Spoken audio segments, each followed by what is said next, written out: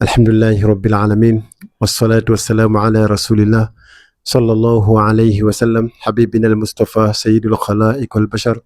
Allahumma salli wa sallim wa barik ala hadha an-nabil amin wa ala alihi wa ashabihi dhawi shiraf al-azim.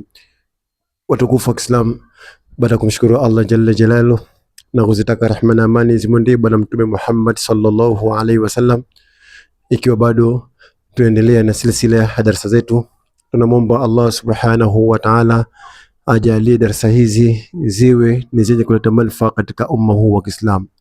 Leo ni siku Alhamisi ambayo sawa na mwezi 23. Tunamwomba Allah subhanahu wa ta'ala ajalie siku ya leo iwe ni siku bora, iwe ni siku ya khairi, kwa sababu matendo yote ya mwanadamu ya wiki nzima yanapandishwa kwa Allah subhanahu wa ta'ala siku ya leo, siku Alhamisi. Kwa tunamwomba na sisi Allah subhanahu wa ta'ala ajalie matendo haya yawe ni yenye kukubalika kwa Allah subhanahu wa ta'ala, inshallah khairi. Juzi nakumbuka nilituma clip moja hapa inayozungumzia kuhusiana na swala zima la mwezi mtukufu, swala zima la mwezi wa Shaabani. Nikasema katika mwezi wa Shaabani kuna Jumatatu ya mwisho, ukifunga basi Mwenyezi Mungu subhanahu wa ta'ala anakusamehe madhambi yako yote. Na kuna watu wengi sana wameniambia, Sheikh, tukumbushe ikifika hiyo Jumatatu ya mwisho ya mwezi wa Shaabani. Sasa leo nikaamua nikumbushe kwamba Jumatatu ya mwisho ya mwezi wa Shaabani ni kesho kutwa. Ikiwa leo ni Alhamisi, kesho Ijumaa, Jumamosi, Jumapili, Jumatatu ya kesho kutwa ndiyo itakuwa Jumatatu ya mwisho katika mwezi huu wa Shaabani. Itakuwa ni sawa na mwezi 27.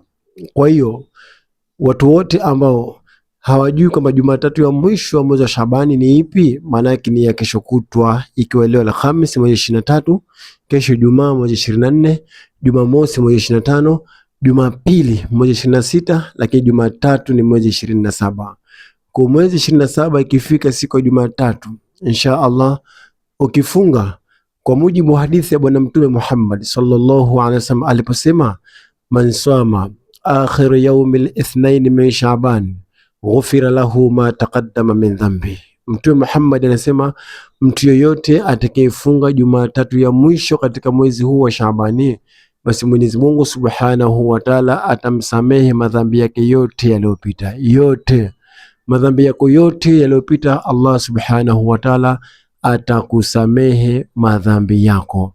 Kwa tumombe Allah tufanye wepesi, tuwe ni wenye kusamehewa madhambi yetu, na Jumatatu ya mwisho ya kesho kutwa inshallah ifunge, Mwenyezi Mungu atakusamehe madhambi yako yote yaliyopita. Mwenyezi Mungu atufanye wepesi, na sina la ziada isipokuwa tukutane katika vipindi vinavyokuja mbele. Wassalamu alaikum wa rahmatullahi wa barakatuh.